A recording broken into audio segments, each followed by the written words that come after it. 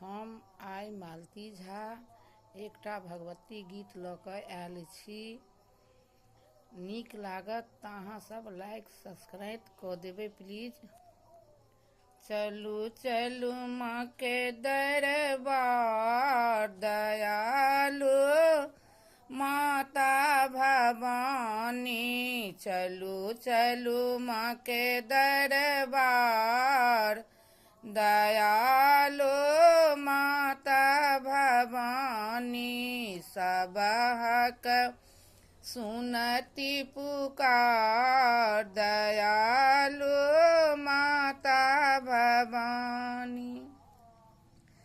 सिंध पीठ उचैठक देवी, कालिदास के ज्ञानक ढेरी। कलिका के महिमाया पार, दयालु माता भवानी। चलू चलू माँ के दरबार, दयालु माता भवानी। सबहक सुनती पुकार, दयालु माता भवानी।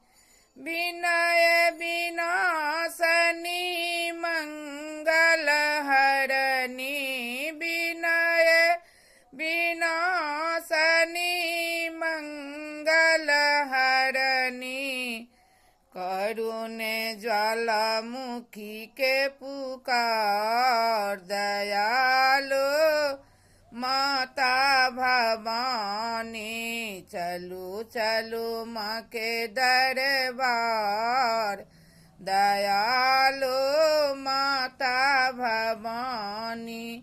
सबहक सुनती पुकार, दयालु माता भवानी।